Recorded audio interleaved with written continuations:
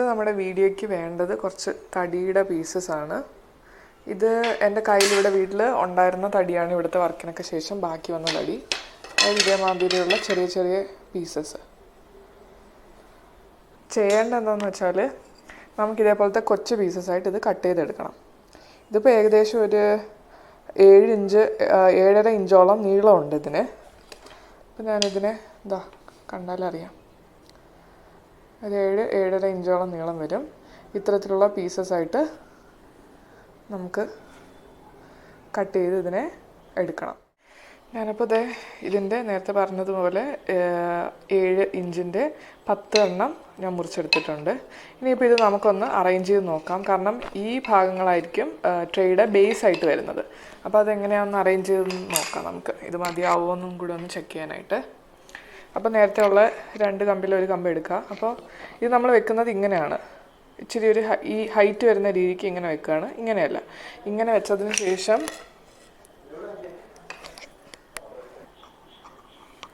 ഇനി ഇതേമാതിരി ഒന്ന് നമുക്ക് വെച്ച് നോക്കാം. കാരണം നമ്മൾ ഇങ്ങനെയായിരിക്കും വെക്കുന്നുണ്ടാവുക. ഇത് ഒരു സൈഡിൽ നിന്ന് 10 എണ്ണം വെച്ച് നോക്കാം നമുക്ക്.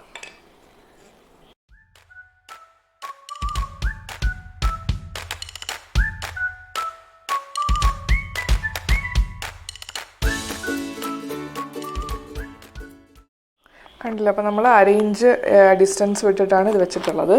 അപ്പോൾ ഇതുവരെ ആയിരിക്കും നമ്മുടെ ട്രേയുടെ ഭാഗം വരുന്നത്. ഇതേമാതിരി ഇപ്പുറത്തെ സൈഡും ഇങ്ങനെ ഒരു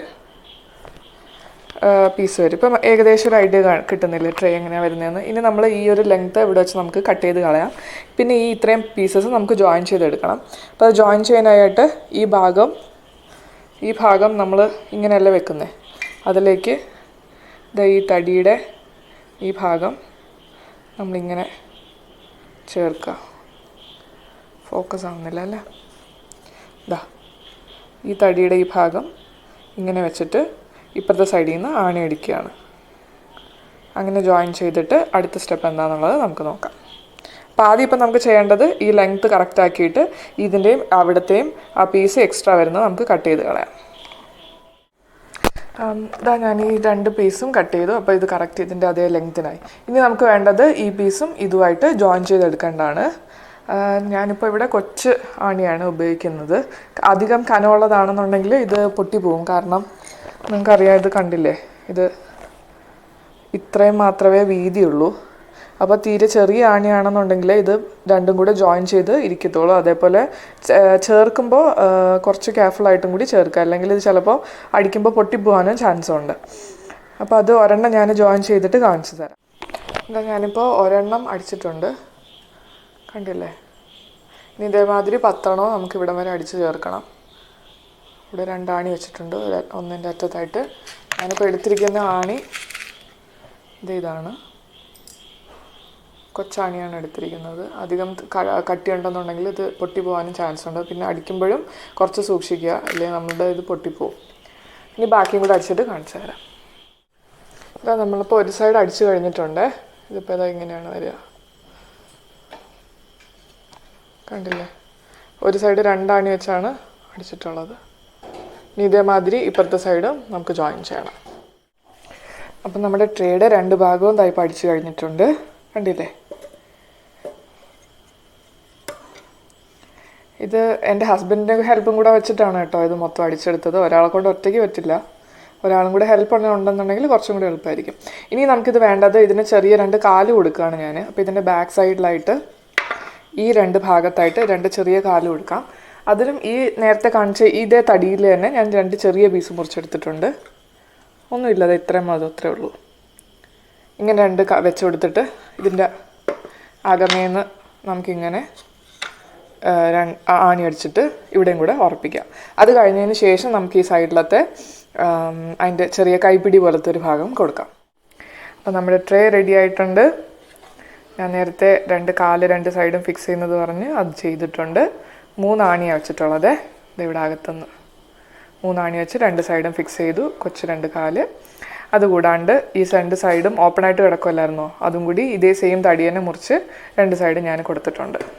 ഇവിടെ ഇങ്ങനെ 2 ആണി വെച്ചിട്ട് 2 സൈഡും ആക്കിയപ്പോൾ മൊത്തം ട്രേ റെഡിയായി നമ്മുടെ. ഇനി ചെയ്യാവുന്നത് ഈ 2 സൈഡിൽ 2 ഹാൻഡിൽസ് ഞാൻ ഫിക്സ് ചെയ്യാമെന്ന് കരുതി. അപ്പോൾ കുറച്ചും കൂടി ഒരു ആഡഡ് അട്രാക്ഷനാണ് അതിന്.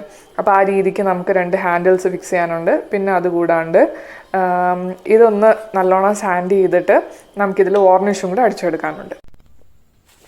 കണ്ടില്ലേ, അപ്പം നമ്മുടെ ട്രേ ഇതാ ഫുൾ സെറ്റായിട്ടുണ്ട്.